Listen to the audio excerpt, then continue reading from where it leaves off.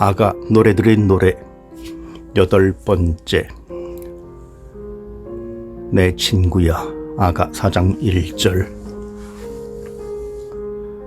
아름다운 노래 아가에서 제가 가장 아름답다고 생각하는 부분이 4장입니다. 그저 첫 구절에서 하염없이 멈추어서 읽고 싶은 본문입니다. 너 정말 예쁘구나. 4장 1절 필자지격. 서로를 부르며 찾던 남녀가 이제 마주보고 있습니다. 아가의 구성을 되짚어보면 1장 2절에서 2장 7절의 서문이 끝난 다음 2장 8절부터 17절까지 해서 여인의 집에 연인이 찾아왔습니다. 봄이 되었다고 밖으로 나오라고 담장 밖에서 불렀습니다. 그러나 아직 둘이 만나지 못했습니다. 여인이 아직 그 부름에 응답하여 나서지 못했기 때문입니다. 3장 1절에서 5절에서는 여인이 뒤늦게 집을 나서 잃어버린 연인을 찾아 헤매었습니다. 3장 6절에서 12절까지 해서 여인은 가마를 타고 혼인 행렬과 더불어 솔로몬 즉 자기 연인에게 갔습니다. 이제는 서로 만나 상대방의 아름다움에 경탄합니다. 이 아름다운 경탄 가운데에서도 특히 첫 절이 사람의 마음을 홀립니다. 이 달 제목으로 4장의 첫 구절을 쓰려다가 다 쓰기가 아까워 운만 띄우고 말았습니다. 성경에는 그 구절이 정녕 그대는 아름답구려 나의 애인이여 라고 번역되어 있습니다. 물론 맞는 번역이지만 아마 이런 표현을 듣는 여인의 마음을 직접 느껴보지 못한 번역인 것 같습니다. 제 번역은 내 친구야 너 정말 예쁘구나 입니다. 그리고 이것은 상대방을 쓰다듬으면서 해야 하는 말입니다. 이 남녀는 부부입니다. 남편이 사랑하는 아내를 내 친구라고 부르면서 그 예쁨에 환성을 올리는 것입니다. 아가에서는 상대방을 바라보며 경탄하는 노래가 4번 나옵니다. 이러한 형식의 노래는 고대 아랍 문학의 팔레스티나 주변 문화에 있었고 이집트의 사랑 노래에서도 애인을 묘사하는 노래가 있었습니다. 어떤 경우에는 혼인 예식의 한 부분으로서 주로 여인의 아름다움을 그려 보이곤 했는데 아가에서는 4장에서 여인의 아름다움을 묘사한 다음 5장에서 오히려 여인이 남자 연인을 묘사하는 것이 특징입니다. 이런 예는 상당히 드뭅니다. 아가에서 여인의 아름다움만 노래하지 않고 서로 상대방을 묘사하는 것은 그들이 그만큼 서로 사랑한다는 뜻입니다. 예쁜 여자가 일방적으로 성적 사랑의 대상이 되는 것이 아니라 서로 상대방의 아름다움을 알아보고 존중하며 감탄하는 것이기 때문입니다. 이것이 사랑의 여정에서 결정적 순간이 됩니다. 4장의 경우만 먼저 살펴본다면 4장 1절에서 7절까지 해서 여인의 아름다움에 경탄한 다음 4장 9절에서 5절 1절까지 해서는 연인은 여인의 사랑을 향유합니다. 연인이 예쁘다고 했을 때 사랑하는 여인의 소중함과 가치를 인정하고 경탄까지 이르렀을 때 여인은 그렇게 소중한 자신을 내어주기 때문입니다. 그대의 두 눈은 비둘기라오 4장 1절. 여인의 아름다움을 묘사하는 첫 번째 노래는 여인의 두 눈에서 시작하여 머리채, 이, 입술, 목으로 점점 내려오면서 젖가슴까지 이릅니다. 여기에서 아가에서 사용하는 비유의 한 가지 특징을 알아보아야 하겠습니다. 그대의 두 눈은 비둘기라는 말은 무슨 뜻일까요? 여인의 눈이 비둘기의 눈과 같은 모양이라고 이해하기 쉽습니다. 그런데 비둘기의 눈이 예쁜가요? 글쎄요.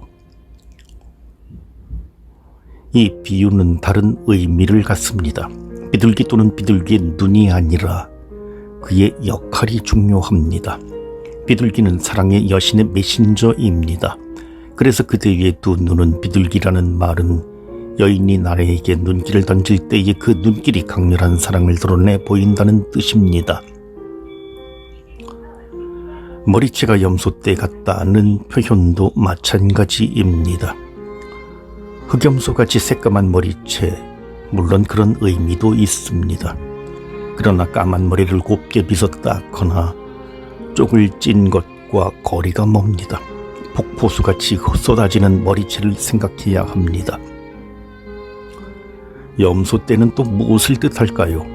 다음에 나오는 한 양떼에 비하여 새까만 염소떼는 야생의 생명력을 나타냅니다.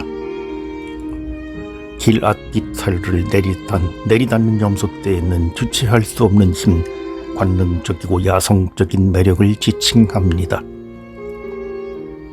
이와 달리 하얀 이가 세척장에서 올라오는 양떼 같다는 것은 질서 있고 깨끗한 인상을 주지만 다른 한편으로 모두 쌍둥이를 낳아 새끼를 잃는 것이 하나도 없구려라는 말을 다시 염소떼와 같은 타산성의 개념과 연결됩니다.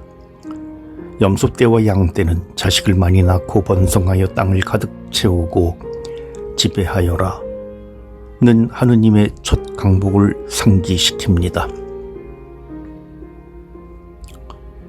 이어서 나오는 진홍색 줄과 같은 그대의 입술은 입맞춤을 위한 것입니다.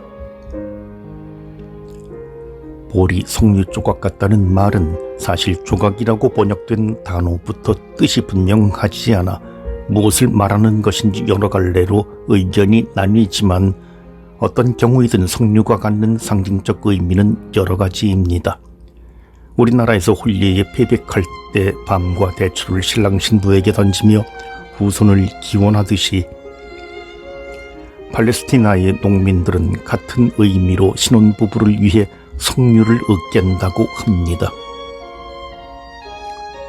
염소떼의 숫자가 많았듯이 석류도 알이 많아 타산성을 상징합니다. 결국 염소, 양, 석류는 모두 사랑, 생명, 성을 상징하는 것입니다. 천개의 방패들, 사장사절. 그런데 이제는 다른 종류의 상징이 사용됩니다. 여인은 목은 탑 같다고 합니다. 목이 탑처럼 가늘고 길다는 뜻일까요? 그럼 코나 가슴이 탑이라는 것은 어떻게 이해해야 할까요? 여기에서도 앞서 비둘기와 마찬가지로 탑의 모양보다 탑의 기능을 생각할 수 있습니다. 사실 이스라엘의 탑은 가늘고 높다기보다 굵직했습니다. 탑처럼 생긴 목, 코, 가슴이 예쁠 수는 없을 것입니다. 그런 탑은 방어시설이었습니다.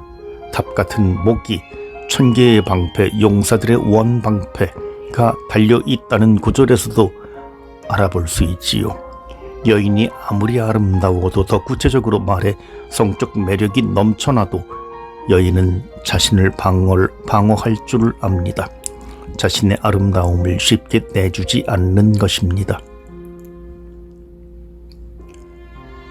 자신의 가치에 대한 분명한 의식, 이것이 아가의 주인공 여인이 매우 강한 매력입니다. 여인은 자신이 아름답다는 것을 압니다. 아무에게나 자신을 줘버릴 수 없다는 것을 압니다. 요즘 잘 쓰는 말로 자존감입니다. 그것이 여인을 지켜줍니다. 일장에서 오빠들은 누이 동생이 쉽사리 사랑에 빠져버릴까봐 동생을 가두려고 포도밭을 지키게 했다고 말하지요. 그러나 강한 자존심을 가진 여인에게 그런 조처는 필요하지 않습니다. 아가의 주인공 여인에게 자신의 가치에 대한 의인식을 결정적 역할을 합니다. 한편으로는 자존감이 여인을 지켜주고 쉽게 여인을 차지할 수 없게 만들지만 다른 한편으로는 그 자존감이 여인으로 하여금 자신을 내주게 합니다. 자신이 무엇인가를 줄 수 있다는 것을, 참으로 가치 있고 소중한 무엇인가를 줄 수 있다는 것을 알기 때문에 여인은 자신을 내주게 되는 것입니다. 경탄의 중요성은 그 맥락에서 이해할 수 있습니다. 여인을 바라보며 내 친구야, 너 정말 예쁘구나 라고 말하는 연인은 바로 여인이 지닌 가치를 알아보고 있습니다. 그래서 그 경탄이 1000개의 방패들이 걸려 있는 다윗탑 같은 요새 같은 여인을 무장 해제시킵니다. 2장에서도 이와 연결된 구절이 있었습니다. 내 위에 걸린 그 깃발은 사랑이랍니다는 구절입니다. 여기에서 여인은 정복당한 도성과 같습니다. 그 도성에 걸린 정복자의 깃발은 사랑입니다. 사랑만이 무장된 성체인 여인을 정복할 수 있습니다. 모략산으로 유향산으로 4장 6절. 다음 단계는 여인이 모략산으로 유향산으로 가는 것입니다. 모략산, 유향산이 상징하는 것은 여인의 가슴이라고 생각합니다. 달리 해석하는 이들도 있습니다. 여인에 대한 묘사도 가슴에서 끝났지요. 이제 연인은 그 산으로 갑니다.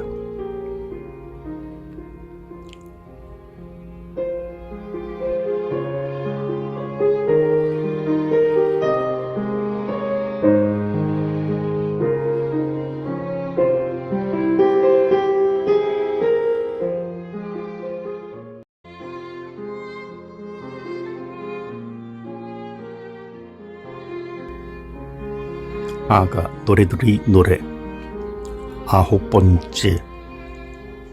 나의 누이 나의 신부여 4장 9절. 어느 날 저녁 미사를 가려고 했는데 지나가다 보니 혼배 미사가 있기에 그냥 들어갔습니다. 거의 20년 만에 보는 혼배였습니다. 신랑 신부가 너무나 대단하게 보였습니다. 어떻게 한 사람에게 자신의 인생을 걸 수 있을까요?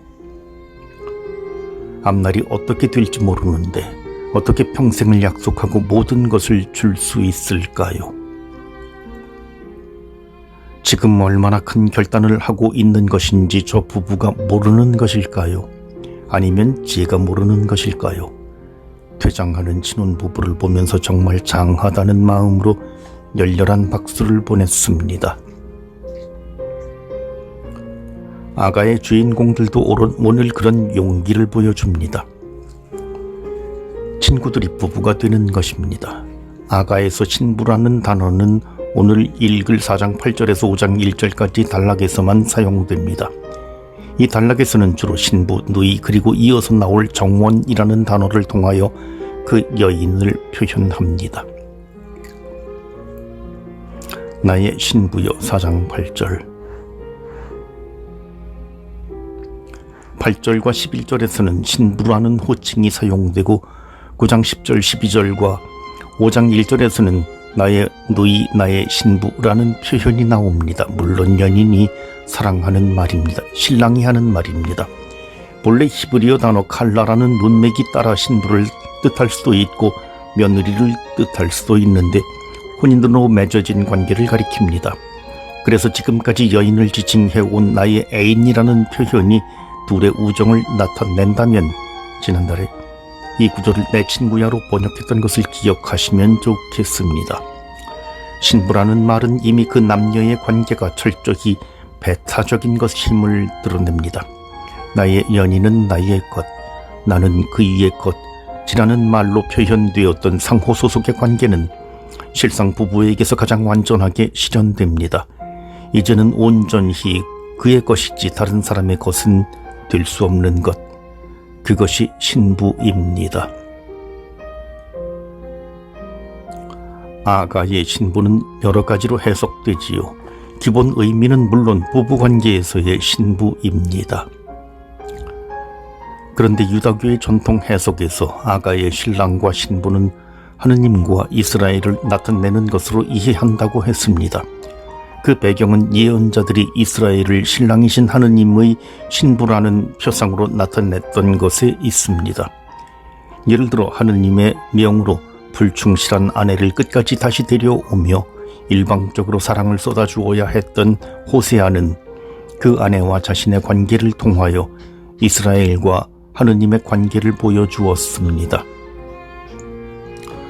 너는 다시 가서 다른 남자를 사랑하여 간음을 저지르는 여자를 사랑해 주어라. 주님이 이스라엘 자손들을 사랑하는 것처럼 해 주어라. 제2 이사야에서도 멸망하여 유배를 갔던 이스라엘을 남편에게 버림받았던 여자, 그러나 다시 사랑을 받고 찬란히 회복된 신부로 표현하였습니다. 정녕 주님께서는 너를 소박맞아 마음 아파하는 아내인 양, 되박맞은 젊은 시절의 아내인 양 다시 부르신다. 이러한 예언자들의 전통을 배경으로 유다교 해석자들은 아가의 신부를 나는 너희 하느님이 되고 너희는 나의 백성이 되리라는 영원한 계약으로 하느님과 맺어진 이스라엘이라고 보았던 것입니다. 그리스도교 해석자들은 이러한 유다교 전통과 대비를 이루며 아가의 신부가 새로운 하느님의 백성인 그리스도 교회라고 보았습니다. 그런데 지금 이 이야기를 다시 하는 것은 교부들 이전의 신약 성경에 나타나는 신부의 표상을 기억하기 위해서입니다. 사도 바오로도 교회를 그리스도의 신부라고 말하지만 오늘 특히 마음에 새기고 싶은 것은 요한묵시록입니다. 요한묵시록은 신부라는 표현을 아낍니다. 처음부터 교회를 신부라고 말하지 않았습니다. 현재의 교회는 약혼녀입니다. 교회가 어린 양의 신부가 되는 것은 거룩한 도성 새 예루살렘이 신랑을 위하여 단장한 신부처럼 차리고 하늘로부터 하느님에게서 내려오는 때입니다. 그래서 이 마지막 두 장 새 예루살렘을 그려 보일 때에야 교회는 신부가 됩니다. 여기에서 약혼녀와 신부의 차이는 매우 의미가 깊습니다. 약혼녀도 어린 양의 약혼녀이지만 완전하게 어린 양에 속해 있지는 못합니다. 현재의 교회가 그렇습니다. 그리스도의 교회이지만 그 안에는 인간적인 약함이 있기에 아직은 겨자씨요 누룩입니다. 하느님의 나라가 완성될 때, 교회가 완전히 그리스도께 속하게 될 때 교회는 신부가 되는 것입니다. 이제 다시 아가로 돌아가서 신부라는 표현을 음미해 보면 그것이 결코 애인, 친구보다 시들한 단어가 아니라는 사실이 드러날 것입니다. 신부가 된다는 것은 사랑의 완성, 온전한 자기 증여를 뜻합니다. 나와 함께 레바논에서 4장 8절. 그런데 성경은 창세기의 첫 부부인 아담과 하와의 첫 만남을 전하는 장면에서 이미 남녀가 한 몸이 되기 위해서는 아버지와 어머니를 떠나는 것이 필요하다고 말합니다. 아가의 남녀도 마찬가지입니다. 사랑의 부름에 응답하려면 여인은 집 밖으로 나와야 했습니다. 그리고 그것은 두려워했습니다. 이유가 있었습니다. 사랑하면 죽을 것 같았기 때문입니다. 자신을 상대방에게 주는 것이 사랑이라면 사랑하는 사람은 실제로 죽어야 하기 때문입니다. 그러나 4장 1절에서 7장까지 해서 경탄이 끝난 다음 연인은 이제 마음의 준비가 되었을 그 여인에게 다시 한번 떠납시다고 재촉합니다. 여인이 사자굴을 떠나고 표범산으로 떠나야 한다는 것은 그 떠남이 얼마나 두려운 일인지 말해줍니다. 그러나 8절의 첫 단어는 나와 함께입니다. 사랑이 나를 위협하는 것이 명백한데도 사람들이 사랑할 수 있는 건 무엇 때문일까요? 사랑에 빠져본 일이 있는 사람에게는 어쩌면 너무 쉬운 질문인지도 모르겠습니다. 모험이 가능한 것은 누군가에 대한 사랑 때문일 것입니다. 다음 절에 나오는 신랑의 말도 이와 유사한 체험을 나타냅니다. 그대는 내 마음을 사로잡았소. 히브리 사고에서 마음, 심장은 이성적 판단을 내리는 자리였습니다. 감정은 심장이 아니라 신장에 머무른다고 여겼습니다. 그러니 마음을 사로잡았소라는 것은 라틴어 번역에서는 내 마음에 상처를 입혔소 라고 되어 있지만 쉽게 말해 정신이 나가게 했다는 뜻입니다. 사실 사랑하는 사람의 행동은 사랑을 함께 나누지 않는 사람들의 눈에 어리석고 무모하게 보일 수도 있을 것입니다. 정말로 사랑한다면 목숨을 내어주기도 합니다. 예수님께서도 그것이 가장 완전한 사랑이라고 말씀하십니다. 친구들을 위하여 목숨을 내놓는 것보다 더 큰 사랑은 없다. 함께하는 사랑이기에 그것이 가능합니다. 하느님께서 사람들을 부르시고 사명을 맡기실 때 늘 똑같이 하시는 말씀이 내가 너와 함께 있겠다는 것이고, 그 함께 계심이 모든 일을 가능하게 하듯이 사랑하는 사람이 함께 있다는 것이 그런 모험을, 안전을 떠나고 부모를 떠나고 자신을 떠나는 모험을 가능하게 합니다. 그래서 애인이 신부가 되기에 이릅니다. 나의 누이 나의 신부요. 4장 9절. 이 표현에 대해서는 많은 논의가 있었습니다. 여러 학자는 아브라함과 사라가 그렇듯이 이 부부가 친척이었으리라고 추측하기도 합니다. 그러나 다른 식으로도 이해할 수 있습니다. 아가와 많은 공통점을 보이는 이집트의 사랑 노래들이나 메소포타미아의 신화적이고 예식적인 본문들에서는 사랑하는 여인을 가리켜 누이라고 부르는 것을 볼 수 있기 때문입니다. 요즘 젊은 부부들 사이에서는 남편을 오빠라고 부르기도 하는데 비슷하게 이해할 수 있겠습니다. 누이라는 말은 내 뼈에서 내 살에서 나와서 나에게 어울리는 짝을 의미하는 것입니다. 아담이 다른 동물을 보고서도 자기의 짝이라고 느끼지 않았고 오직 하와를 보고서야 이야말로 내 짝이라고 탄성을 질렀듯이 연인들은 저 사람이 바로 나의 짝이라고 느낍니다. 누이라는 호칭은 그러한 직관을 담고 있습니다. 나의 누이, 나의 신부요.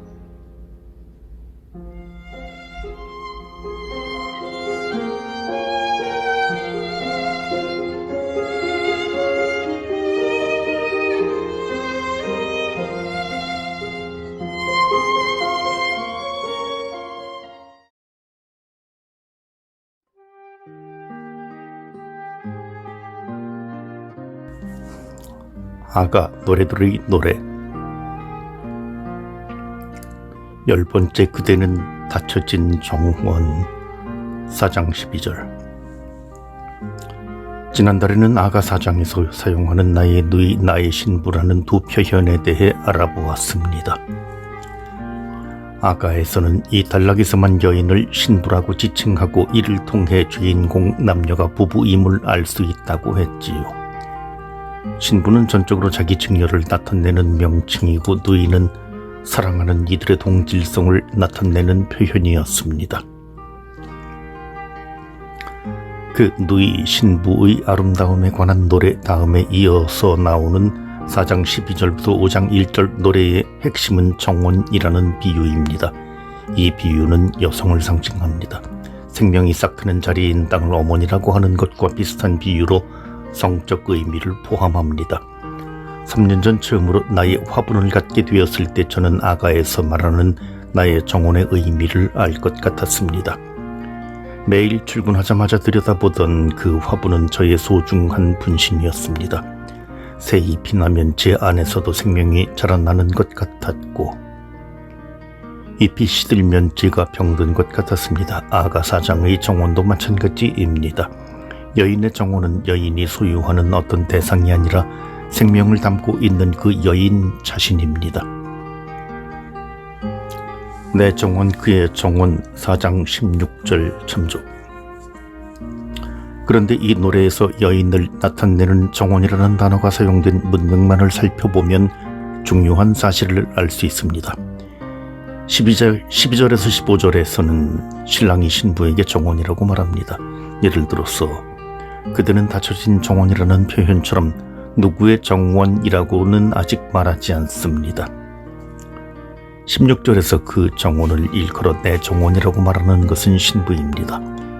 그런데 같은 절에서 나의 여인이 자기 정원으로 와서 라는 표현이 나옵니다. 내 정원이 그의 정원이 되었습니다. 이는 그 절에서 결정적 전환이 이루어졌음을 뜻합니다. 여인이 내 정원을 그에게 준 것입니다. 그래서 그 정원이 그의 것이 되었습니다. 신부라는 표현에 들어있던 전적인 자기 증여라는 주제이지요. 답과 방패로 무장한 요새였던 그 여인이, 바위 틈에 비둘기였던 그 여인이 나를 그의 것이 되게 한 것입니다. 그러기에 5장 1절에서 신랑이 나의 정원으로 내가 왔소 라고 말하게 됩니다. 이렇게 정원이라는 시적 비유로 이 단락에서 말하는 내용이 명백해졌지요. 신부가 신랑에게 자신을 주는 순간입니다. 이렇게 되기까지 그 앞에는 신랑이 신부를 보고 내 친구야 너 정말 예쁘구나 라고 말하는 경탄이 있었음을 기억하시지요. 자신의 소중함을 알아보고 자신을 사랑하는 연인에게 여인은 자신을 내주게 되는 것입니다. 그렇다면 이제 이 단락을 다시 처음부터 읽으면서 단계별로 나타나는 여러 상징을 해석해 보겠습니다. 그대는 닫혀진 정원 4장 12절. 먼저 12절에서 여인이 닫혀진 정원 봉해진 우물이라는 것은 처녀성을 뜻합니다. 그리고 그것은 물리적 의미뿐 아니라 아직 자신을 열어주려 하지 않는 여인의 상태를 나타내기도 합니다. 이 정원은 봉인되어 밖으로 마음대로 열 수가 없습니다. 연인은 그대의 모습을 보게 해주어 그대의 목소리를 듣게 해주어 라고 간청해야 합니다. 여인이 안에서 열어주어야만 그 정원에 들어갈 수 있습니다. 강제로 정복할 수 있는 것이 아니고 오직 여인이 스스로 사랑을 내줄 때에만 그 정원을 향유할 수 있습니다. 그리고 아가의 여인은 분명히 쉽게 열어주지 않습니다. 긴 여정을 거쳐온 아가의 전반부 전체가 바로 이 지점을 향해 오고 있는 것입니다. 이어서 13, 14절에서 언급되는 정원의 석류, 맛깔스러운 과일, 온갖 향료들은 신부가 신랑에게 줄 수 있는 모든 것, 그 감미로운 사랑을 의미합니다. 어떤 식물은 앞에서도 이미 언급되었던 것입니다. 예를 들어 석류가 사랑, 생명, 성을 상징한다는 것은 앞에서 보았고 나르드에는 1장 12절에서 나왔습니다. 임금님이 잔치상에 계시는 동안 나의 나르드는 향기를 피우네. 내가 줄 수 있는 향기롭고 고귀한 사랑, 그것을 대변하는 것이 나의 나르드입니다. 요한 12장 3절에서 마르타의 동생 마리아가 예수님의 발에 나르드 향을 부어드린 장면이 생각나지요.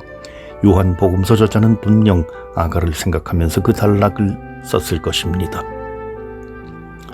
14절에 나오는 모략과 침향도 복음서에 나옵니다. 니고데모가 예수님의 장례를 위하여 가지고 온 것이 모략과 침향이었습니다. 그것은 방부 처리를 위하여 사용되는 재료입니다. 여기에는 상징적 의미가 있습니다. 신부가 신랑에게 주는 사랑이 모략이고 침향이라면 그것은 사랑이 죽음을 쳐 이긴다는 뜻입니다. 한편 사프란이나 육개향 같은 향료는 성경에도 드물게 언급되는 이국적 향초입니다. 그만큼 사랑이 귀하다는 것을 말해줍니다. 이렇게 신랑은 경탄을 계속하며 그 사랑의 아름다움을 노래합니다. 여기서 다른 단어 하나가 눈에 띕니다. 13절에서 석류나무 정원이라고 번역된 단어인데 히브리어에서는 페르시아어에서 빌려온 외래어를 사용하여 파라데스라고 합니다. 히브리어 성경에서 파라데스는 정원을 뜻하며 세 곳에서 사용되는데, 같은 어원의 그리스어의 파라데이소스는 대개 에덴 동산을 가리켜 사용되고 그래서 낙원을 뜻하기도 합니다. 영어 파라다이스 참조. 사실은 에덴 동산이라고 번역된 단어의 본래의 뜻은 에덴 정원이지요. 아무튼 신랑에게 신부는 에덴 동산과 같은 낙원입니다. 중요한 점 한 가지, 맨 처음 입문에서 말씀드렸던 것인데, 아가는 창세 2장과 연결됩니다. 죄로 인하여 아담과 하와의 관계가 손상되기 전 티없는 인간의 사랑을 노래하고 있다는 말입니다. 달리 말하면 아가는 남녀의 순수한 사랑이 인간에게 원죄 이전의 상태를 체험하게 한다고 말합니다. 이로라 북새바라마 4장 16절. 이어서 16절에서는 신부가 자기 마음을 너무나 생생하게 표현합니다. 이로라 북새바라마 오노라 마파라마 불어라 내 정원에 온갖 향료들이 흘러내리게 나의 연인이 자기 정원으로 와서 이 맛깔스러운 과일들을 따먹을 수 있도록. 소심하다고 해야 할까요? 다른 부분에서 아가의 주인공이 이렇게 소심하게 보이지 않는데 이 구절은 정말 여성스럽습니다. 제가 쓴 이 구절을 보고 여성 해방을 주장하는 분들은 반대하실지도 모릅니다. 그러나 저는 이 구절을 읽으면 마음이 저릴 만큼 공감합니다. 아가의 저자가 여성이라고 주장하는 학자가 좀 있는데, 저는 그렇게 주장하기에는 근거가 약하다고 생각하지만, 적어도 이 구절은 남성 저자가 썼다고 생각하기에는 놀라운 구절입니다.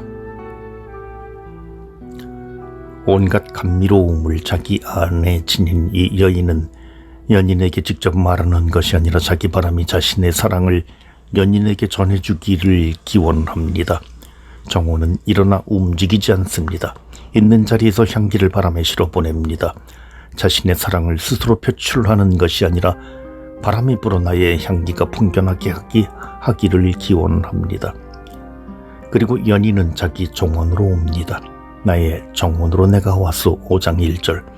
내가 바람결에 실어보낸 너의 사랑을 나는 알아들었다. 그런 뜻이겠지요. 그리고 이제 그 정원이 주는 향기꿀 포도주를 맛봅니다. 사랑에 취하여라. 5장 1절.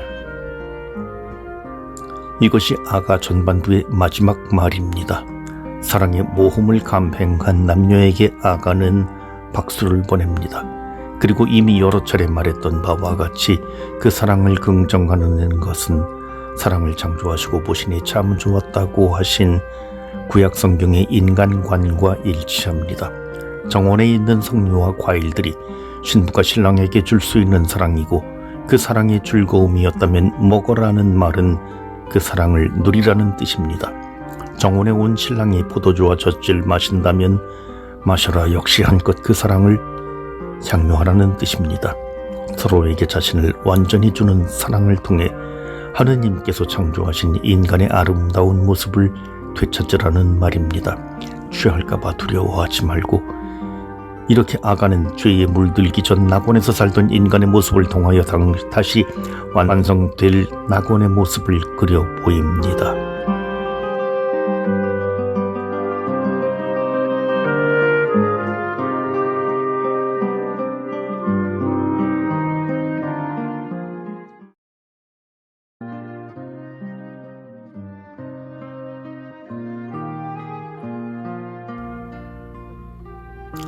아가 노래들의 노래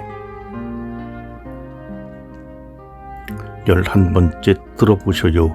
내 연인이 문을 두드려요. 아가 5장 2절.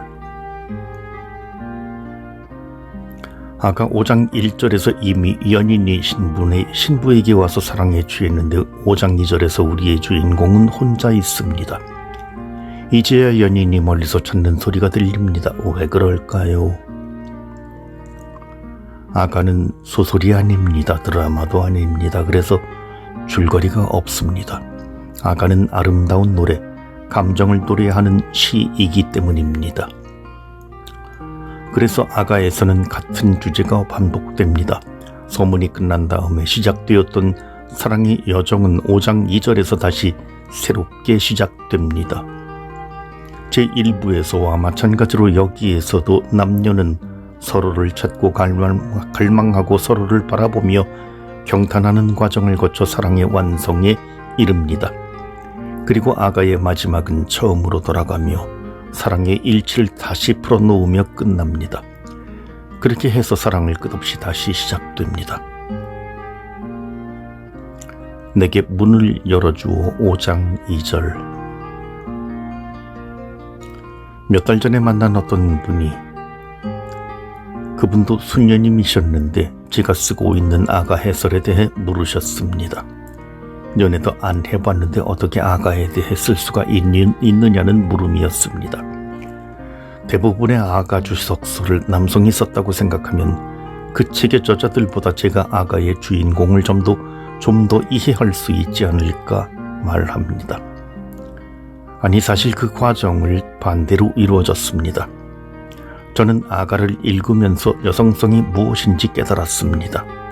처음에는 미지의 땅을 탐험하는 것 같았지요. 용감한 우리의 주인공 아가씨 덕분에 제가 많이 배웠습니다.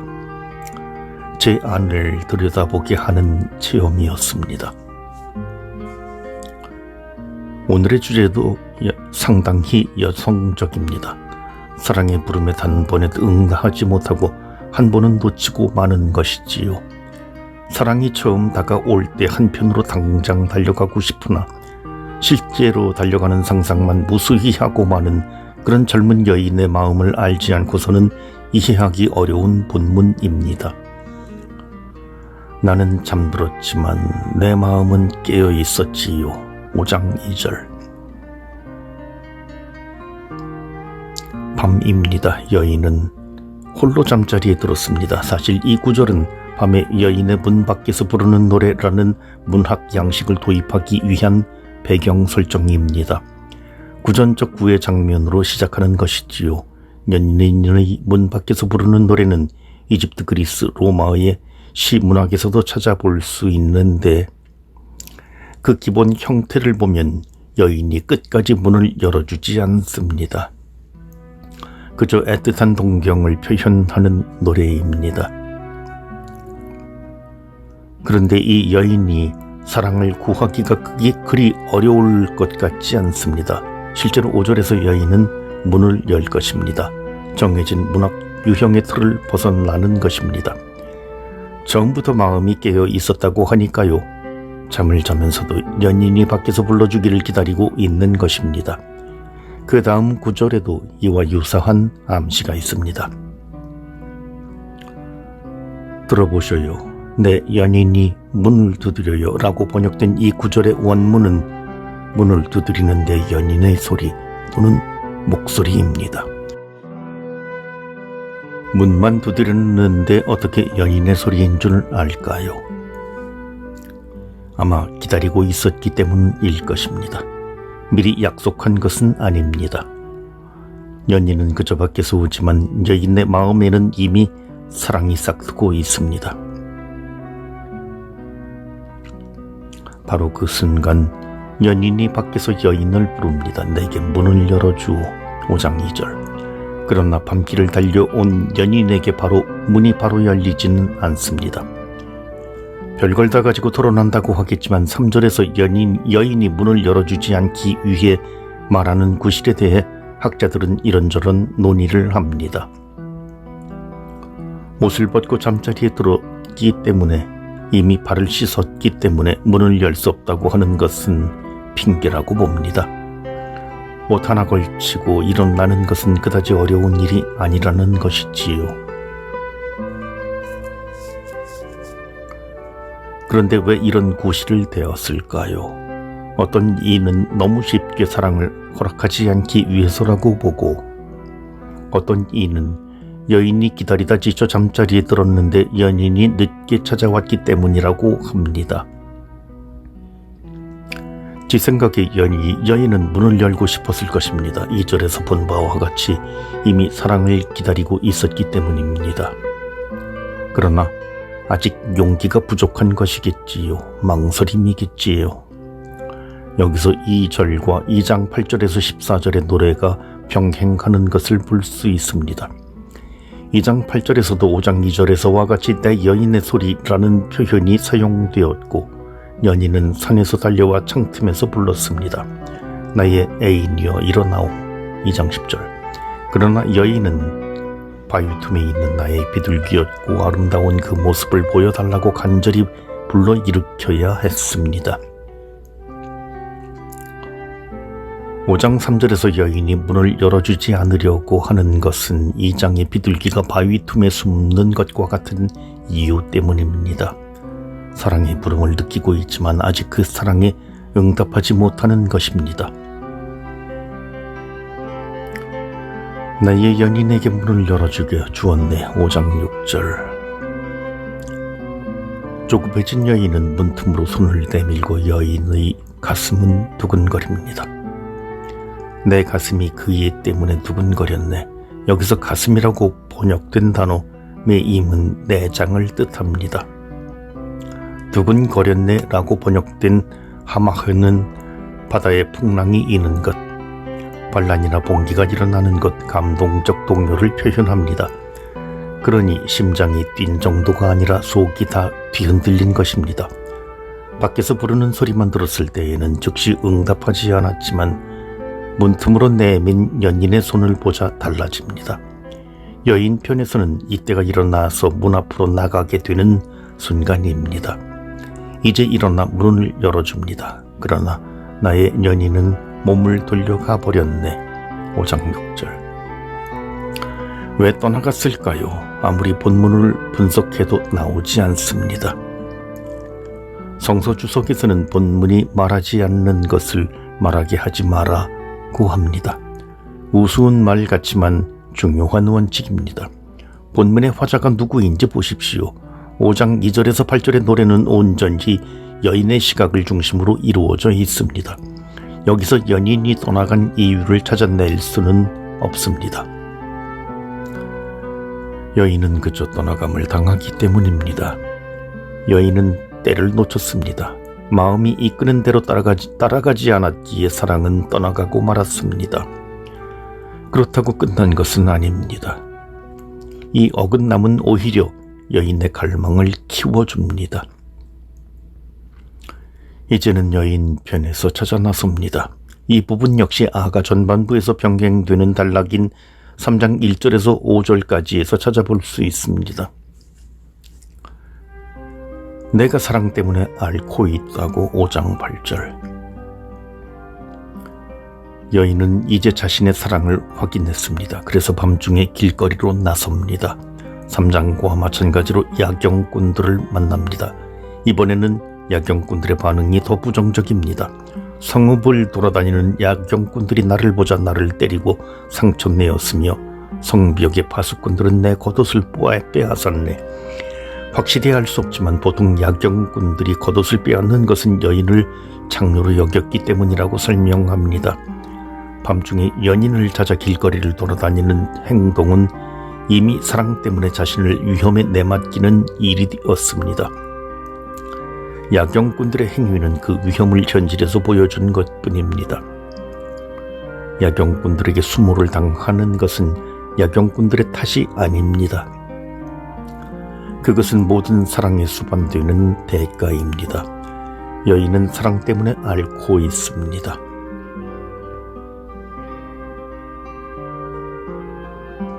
사랑 때문에 병에 걸린다는 데에서 5장 2절에서 8절의 노래를 꿰뚫는 주제를 확인할 수 있습니다. 여인은 자기 안에 사랑을 가득 품고 있습니다. 그런데 그 마음에 따라 행동하지 못했습니다. 누구의 탓이 아니라 여인 스스로 마음에 있는 사랑을 펼쳐놓지 못했습니다. 그래서 안에 고여있는 사랑 때문에 병들었습니다. 이 병은 엄청난 힘을 발휘합니다. 이제는 위험에 자신을 노출하면서도 사랑을 찾아 나서게 합니다. 사랑할 수 있는 힘이 여인 안에 압축되어 있기 때문입니다. 사랑할 수 있는 힘, 우리 안에 그 가능성이 있습니다. 그것을 실현하는 데에 꼭 한 발씩 늦는 것은 우리도 마찬가지입니다.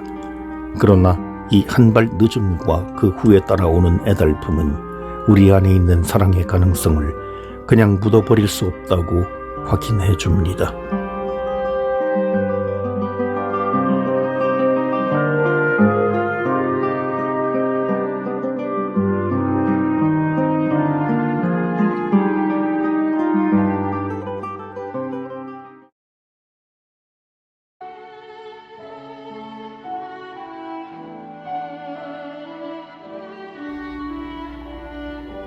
아가 노래들의 노래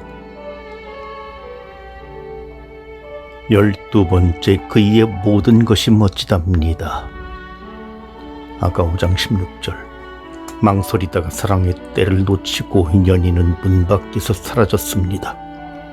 그래서 마음 안에 고인 사랑을 억누르지 못해 병이 나고만 우리의 주인공이 길거리로 나섰습니다. 예루살렘의 아가씨들에게 연인을 만나면 사랑 때문에 앓는 내 소식을 전해달라고 애원합니다.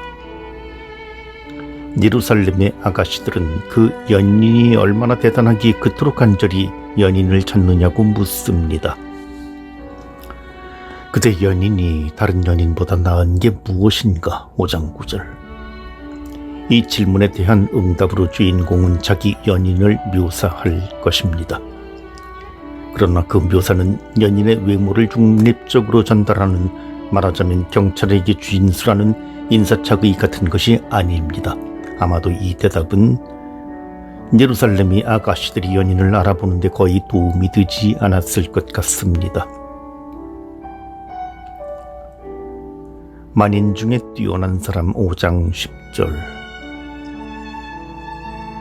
아가 5장 10절부터 16절은 연인에 대한 묘사입니다. 아가의 남녀가 서로 묘사하는 노래가 몇 개 있는데 이 단락 하나만을 제외하면 4장 1절부터 7절과 6장 4장부터 7절 그리고 7장 2절부터 9절에서 여인의 아름다운 모습을 그려 보입니다. 5장 10절에서 16절에서만 예외로 여인이 자기 연인을 묘사하는데 4장을 읽으면서 잠시 언급했던 바와 같이 이것은 고대의 다른 문학 작품과 비교해봐도 드문 예입니다. 아랍 문학에서는 와스프라는 문학 유형이 있는데 보통 혼인 예식을 배경으로 사랑하는 여인의 신체를 묘사합니다. 그러나 아가에서는 남녀 모두 상대방의 아름다움을 바라보며 경탄합니다. 아가에서 여성은 남성의 사랑의 대상으로만 머물지 않기 때문입니다. 아가의 사랑은 서로 동등하게 주고받는 것입니다. 세부 묘사를 시작하기 전에 여인은 나의 연인은 만인 중에 뛰어난 사람이랍니다 라고 선언합니다. 연인은 과연 그렇게 뛰어난 인물일까요? 잠시 돌려서 생각해 보십시오. 제 쌍둥이는 저를 부를 때 예쁜이라고 부릅니다. 제가 예쁠까요? 다른 누구도 저를 보고 예쁜이라고 부르진 않습니다. 저는 제 쌍둥이를 귀염둥이라고 부릅니다. 남들이 보기에도 귀여울까요? 또 부모님이 보기에는 영 모자라는 것 같고 눈에 들지 않는 사람을 좋다고 따라다니는 딸을 어떻게 이해해야 할까요? 사랑에 빠진 아가씨가 자기 애인이 멋지다고 하면 그 말을 얼마만큼 받아들일 수 있을까요? 여기까지 생각하면 다시 아가의 본문에 대해 질문할 수 있겠습니다. 아가의 주인공이 자기 연인을 두고 나의 연인은 만인 중에 뛰어난 사람이랍니다 라고 말할 때 그것은 객관적 진술로 보아야 할까요? 물론 아닙니다. 예루살렘 아가씨들이 볼 때 그는 만인 중에 뛰어난 사람이 아닐 것입니다. 그를 사랑하는 여인에게만 만인 중에 뛰어난 사람입니다. 사랑하는 두 사람이 서로에게 느끼는 매력은 그들만 이해할 수 있기 때문입니다. 사랑이 그런 것은 모양입니다. 사랑하는 사람은 자기 연인에게서 보물을 발굴하듯 아름다움을 찾아냅니다. 방사선으로 몸 안에 있는 것을 드러내듯이 사랑 어린 눈길이 감추어진 가치를 드러내놓습니다. 사랑을 받는 사람 자신도 알지 못했던 그의 유일무이한 가치를 발견하게 하는 것이 사랑입니다. 그의 머리는 금 중에서도 순금 5장 11절. 그런데 아가에 들어있는 신체 묘사 가운데 유일하게 남자 연인의 모습을 표현하는 이 노래에는 또 한 가지 특징이 있습니다. 그것은 연인의 모습을 신상과 같이 나타낸다는 점입니다. 이에 병행하는 문학 작품을 이집트에서 찾아볼 수 있습니다. 이집트에서는 특히 임금의 모습을 신상처럼 묘사하곤 했습니다. 아가 인문에서 잠시 다룬 적이 있는데 아가는 이집트 문화의 영향을 많이 받은 책입니다. 아가와 가장 가까운 노래를 이집트의 사랑 노래에서 볼 수 있지요. 이렇게 볼 때 아가 5장 10절에서 16절의 노래 역시 아랍 문학과 함께 이집트 문학의 영향을 받았으리라고 충분히 생각할 수 있습니다. 고대 이집트에서는 메소포타미아나 이스라엘에 비하여 훨씬 강한 의미로 파라오를 신격화했습니다. 태양신 라가 아버지 임금의 모습으로 변장하고 나타나 왕비에게 장차 임금이 될 아들을 수태하게 한다고 여겼기에 임금은 잉태되는 순간부터 이미 신의 아들이었습니다. 이에 비하여 메소포타미아와 이스라엘의 군왕신학은 임금으로 즉위하는 순간에 하느님께서 너는 내 아들이라고 선언하신다고 여겼지요. 이렇게 파라오를 절대적 신의 아들로 여기다 보니 자연히 파라오에 대한 묘사가 신들에 대한 묘사와 다를 것이 없었습니다. 5장 10절에서 16절의 본문에서도 연인은 마치 당당한 신상과 같습니다. 그의 머리는 금 중에서도 순금, 그의 팔은 보석 박힌 금방망이, 그의 몸통은 청옥으로 덮인 상아조각, 그의 다리는 순금 받침대 위에 세워진 하얀 대리석 기둥.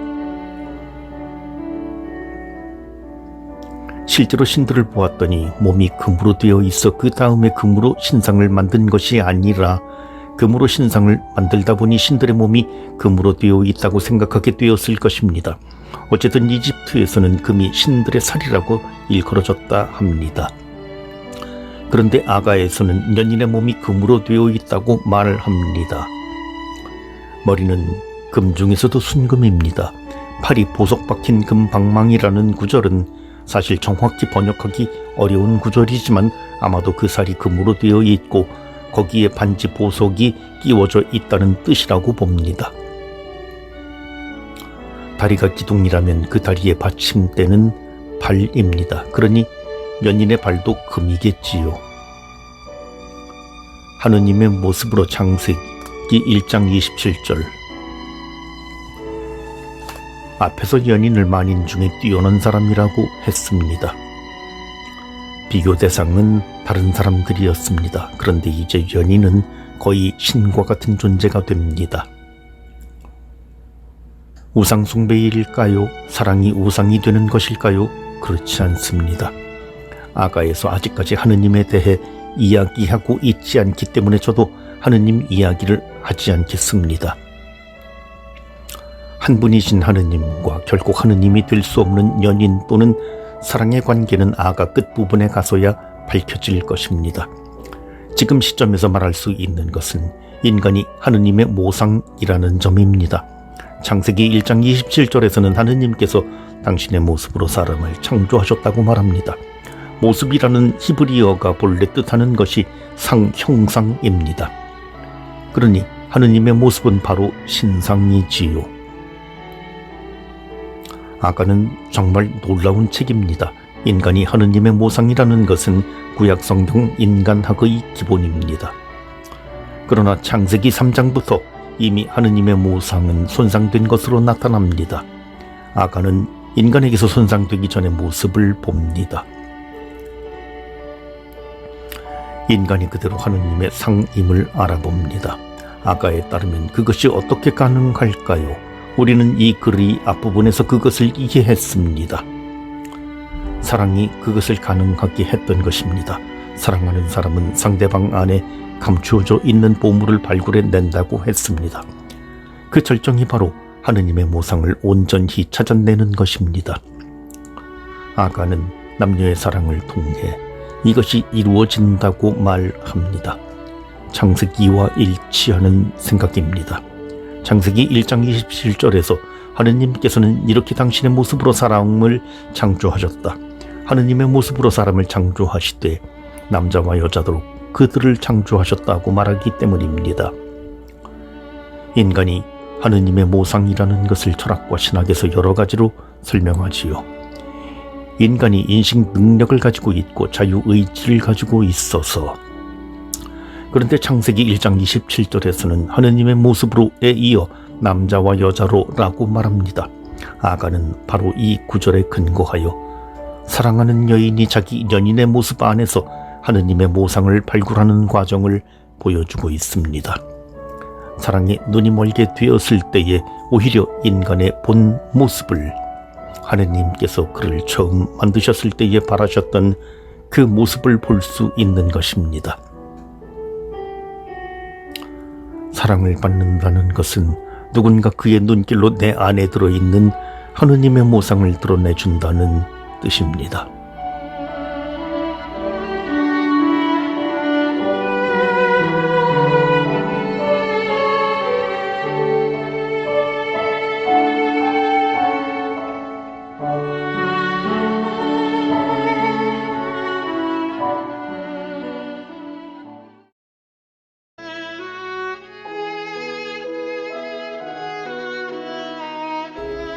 아가 노래들의 노래 13번째 아름답고 두렵고 나도 몰라. 사랑에 빠진 여인이 그의 모든 것이 멋지답니다 하고 자랑스럽게 내세웠습니다. 다른 사람들은 이해할 수 없는 자랑이었습니다. 사랑하는 사람의 어리석음 이미 여러 차례 언급된 주제입니다. 그러나 그 사랑은 놀라운 힘을 지녔습니다. 연인을 꿰뚫어보는 사랑의 눈길이 연인 안에서 하느님의 모상을 드러냈던 것입니다.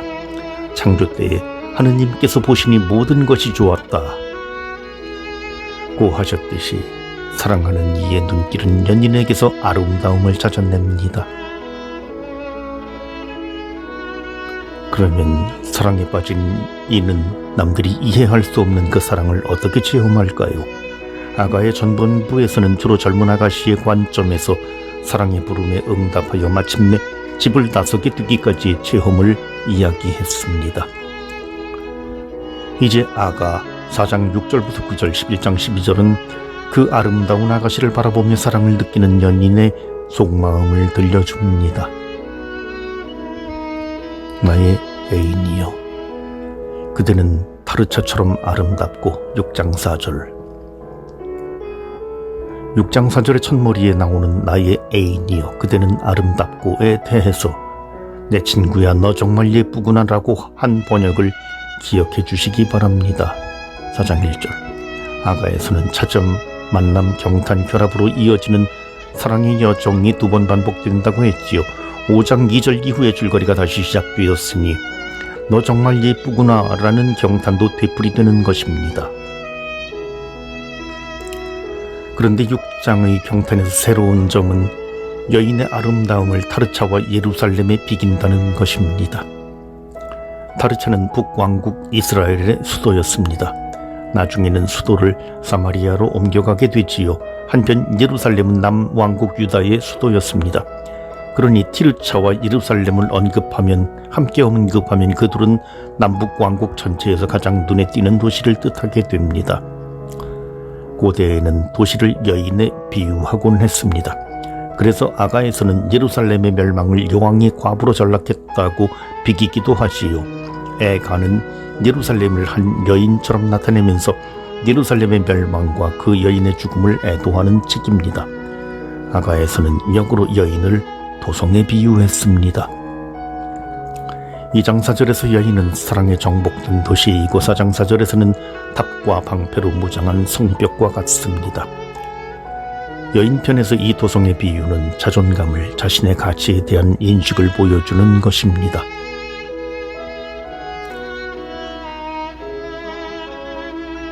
연인은 도성과 같은 여인에게 오히려 매력을 느낍니다. 단번에 쉽게 넘어오지 않는, 쉽게 말하면 튕기는 여인입니다. 남자든 여자든 일부러 조금씩 튕기는 모습은 자신을 만만하게 보이지 않게 하려는 것이기도 합니다. 자신이 소중하다는 것을 알게 하려는 것이지요. 그 여인을 바라보는 편에서도 그녀를 타르티르차처럼 아름답고 예루살렘처럼 어여쁘다고 말합니다. 이스라엘의 많은 도성 가운데에서 으뜸인 그 도시처럼 애인은 모든 여인 가운데 뛰어납니다. 수도가 함락되면 그 나라는 전쟁에 패하는 것입니다. 히즈키야 시대에 아시리아의 산헤립이 쳐들어왔을 때에도 유다의 성읍 46개가 함락되었다고 하지만 예루살렘이 끝까지 무너지지 않았기에 유다는 멸망을 면하지요. 마지막 보루 난공불락의 요새 여느 여인들과 달리 그만큼 정복하기 어렵고 매력있는 여인입니다. 그래서 앞서 여인이 나의 연인은 만인 중에 뛰어난 사람이랍니다 고 말했던 것처럼 그 연인도 자기 애인이 오직 하나라고 말합니다. 나의 뒤 없는 여인은 오직 하나. 6장 9절. 솔로몬에게는 부인이 많았습니다. 왕비가 60명, 후궁이 80명, 궁녀는 수없이 많지만 에 나오는 숫자는 솔로몬의 왕비나 후궁 숫자와 일치하지 않지만 그래도 이 구절이 우리에게 솔로몬을 연상시킵니다. 아가의 사랑은 솔로몬의 사랑과 대비됩니다. 솔로몬이 정치적 목적을 위해 수많은 여인을 아내로 맞아들였던 것과 달리 아가의 사랑은 오직 한 사람만을 향한 사랑입니다. 나의 비둘기, 나의 티 없는 여인은 오직 하나. 사랑은 숫자에 세워 평가할 수 있는 것이 아닙니다. 신명기에서는 하느님은 한 분이시라고 말합니다. 한 분이신 하느님이라는 당신께서 이스라엘의 유일한 사랑이시기를 요구하는 하느님이십니다. 질투하시는 하느님, 이스라엘이 다른 누군가에게 마음을 주는 것을 용납할 수 없는 하느님이십니다. 속이 좁아서 그러실까요? 아닙니다.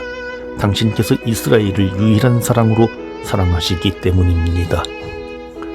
갈림없는 사랑, 바로 그런 사랑이 아가의 두 연인이 서로에게 바치는 사랑입니다. 아름다운 사랑이며 또 그런 사랑이라야 다른 어떤 사랑과 비길 수 없는 진정한 사랑이라고 말할 수도 있지만 그런 사랑은 나를 몽땅 걸어야 하는 사랑입니다. 길을 든 군대처럼 두려움까지 자아낸다오. 6장 4절. 나를 몽땅 걸어야 하는 사랑이라. 그런 사랑에 빠지는 것은 무서운 일입니다. 사랑이 나보다 강하고 나를 휘어잡고 나를 위험에 처하게 하기 때문입니다. 그래서 여인을 바라보는 연인은 두려움을 느낍니다. 여인이 너무 글자 그대로 지나치게 아름답기 때문입니다. 도성 같고 군대 같은 여인에게 매력을 느끼면서도 사랑에 빠질까 두려워합니다. 구약 성경의 토빗기에는 사랑하기를 두려워한 남자의 이야기가 있습니다. 토빗의 아들 토비야입니다. 토비야는 라파엘 천사와 함께 먼 여행길에 오르는데 중간에 라파엘 천사가 토비야에게 라구엘의 딸 사라와 결혼하라고 말합니다. 라구엘이 토빗의 친척이었기에 토비야에게는 사라를 아내로 맞을 권리와 의무가 있었습니다. 그러나 토비야는 두려워합니다. 사라는 7남자에게 시집을 갔지만 신부와 관련된 관습에 따라 신랑이 사라와 한몸이 되기 전에 아스모데우스라는 악귀가 그 남편들을 죽여버렸기 때문입니다.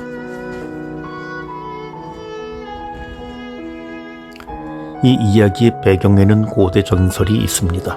남녀가 결혼할 때에 거기에 말하자면 액이 끼기 때문에 그 액을 물리쳐야 한다는 것입니다.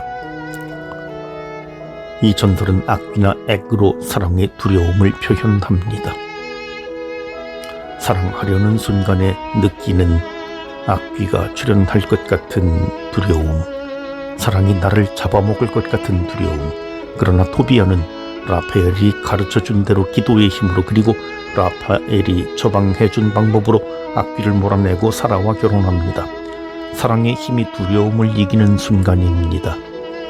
그렇습니다. 사랑은 다른 사람들의 눈에 무모하고 어리석게 보일 뿐 아니라 사랑을 하려는 당사자에게도 두려움을 불러일으킵니다. 그래서 연인은 내게서 당신의 눈을 돌려주어 나를 어지럽게 만드는구려라고 말합니다. 어지럽게 만든다는 것은 정신을 온통 혼란스럽게 한다는 뜻입니다. 즉 내가 사랑에 빠져 정신을 잃는 것이 두려우니 그 사랑의 눈길을 나에게 던지지 말라는 뜻입니다. 나를 사랑에 홀리게 하지 말아다오. 여기서 표현되는 것은 사랑의 엄청난 힘입니다. 인간은 무엇에 당하는 듯 그 사랑의 힘을 체험합니다. 두려워서 피하고 싶지만 어쩔 수 없이 사랑의 힘에 굴복하고 마는 것입니다. 그래서 연인은 나 자신도 모르는 사이에 사랑으로 움직이게 되었다고 말합니다. 6장 12절은 나아가에서 번역하기 가장 어려운 구절이지만 어쨌든 12절의 첫 마디는 나는 모른다 몰랐다입니다. 사랑, 남들이 이해할 수 없는 사랑, 그 사랑을 나도 설명할 수 없다는 것입니다. 도대체 무엇 때문에 위험을 감수하고 나를 잃어버려 가면서 나의 삶을 다른 사람이 좌우하게 만들면서 나를 몽땅 내거는 사랑을 하는지 사랑하는 사람 자신도 모릅니다. 그것은 사랑이 나를 움직이기 때문입니다.